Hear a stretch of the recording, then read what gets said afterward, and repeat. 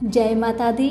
मेरे सभी प्यारे दोस्तों, मैं लक्ष्मी शर्मा बड़ों को चरण स्पर्श, छोटों को प्यार और बराबर वालों को दिल से नमस्कार करती हूँ।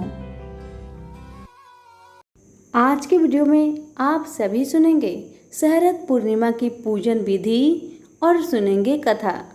श्री शरद पूर्णिमा व्रत के लिए सर्वप्रथम पूजन सामग्री की तैयारी करें, जिसमें श्री नर्मदा जल, संभव हो तो अगरबत्ती, ध्रुवा, हवन सामग्री, कपड़ा, नारियल, पान सुपारी, हल्दी, रोली, चंदन, धूप, कपूर, घी, जवा, चावल, तिली, केला, खीर, पेड़ा, दूध, दही, पंचमेवा, फूल, माला, शक्कर आदि की व्यवस्था करें। उसके बाद पूजन का कार्य शुरू करें।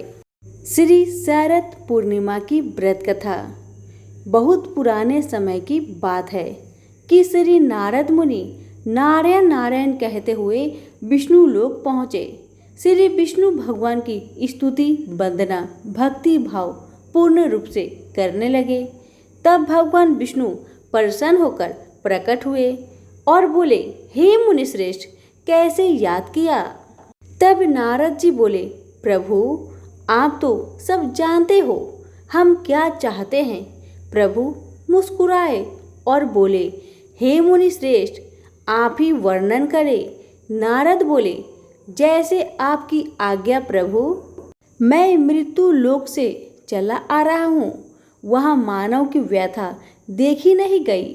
प्रभु बोले, आप क्यों दुखी हो रहे हैं? यह सब कर्मों के फल है। हे नारद मुनि, सुनो, मैं तुमको शरद पूर्णिमा की व्रत को बतलाता हूँ, जिसको विधि पूर्वक करने से कष्ट दूर होते हैं। सो तुम ध्यान लगाकर सुनो। मथुरा नगरी में सुभद्रा नाम की ब्राह्मणी रहती थी। वह शरद पूर्णिमा का व्रत रखती थी। भगवान जी उससे प्रसन्न हुए एवं वरदान देते हुए कहा, इसकी विधि विधान सभी को बताए। तब वह एक साहूकार को यह व्रत की विधि बतलाती है। साहूकार ध्यान से सुनने लगता है। सुभद्रा बोली, मैं शरद पूर्णिमा का व्रत करती हूँ, यह उसी का फल है। साहूकार ने पूछा, इसकी विधि क्या है?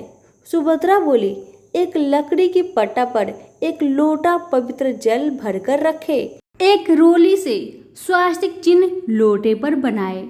इसके बाद पीतल के गिलास में गेहूं के दाने भरकर रख दे। गिलास पर दक्षिणा रखे। इसके बाद स्वयं तिलक लगाए। इसके बाद 2.5 पाव शक्कर, 2.5 पाव खोआ दोनों को मिलाकर 6 बड़े बनाए। इसके बाद पूजन कर एक पेड़ा प्रभु को चढ़ाए, दूसरा पेड़ा स्वयं खाए, तीसरा पेड़ा अपने मानदान को दे, जैसे भांजे, भानज, ननद, बहिन आदि को दिया जाएगा। चौथा पेड़ा अपनी सहेली से बदले, यदि सहेली न बदले तो मंदिर में चढ़ावे। तो सहेली 6 माह व्रत रखे, उसे ही पेड़ा दे। 5वां पेड़ा घर के सदस्यों को बांटे। 6वां पेड़ा के 6 भाग बनाए। पहला भाग तुलसी जी को चढ़ाए, दूसरा गौ माता को खिलाए, तीसरा अहीर को दे, चौथा गर्भवती स्त्री को दे, 5वां राहगीर बालक को दे, 6ठा कुंवारी कन्या को खिलाए। इस प्रकार 6 पेड़ा वितरित करें। लोटे में रखे जल को चंद्रोदय समय चंद्रमा को जल चढ़ाए।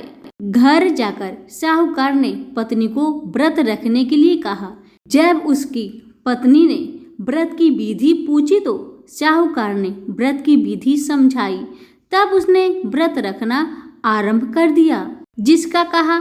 जब उसकी पत्नी ने व्रत को विधि पूछो, व्रत को विधि समझाई, तब व्रत शुरू कर दिया, जिसका फल यह मिला कि साहूकार के यहाँ 2 कन्या का जन्म हुआ। बड़ी का नाम सावित्री और छोटी का नाम चंद्रमुखी। दोनों पूजन कार्य में बहुत रुचि रखती थी एवं प्रतिदिन पूजन करती थी। यह देखकर कुछ समय बाद दोनों का ब्याह संपन्न घराने में कर दिया गया। दोनों बहनें शरद पूर्णिमा का व्रत रखती थी।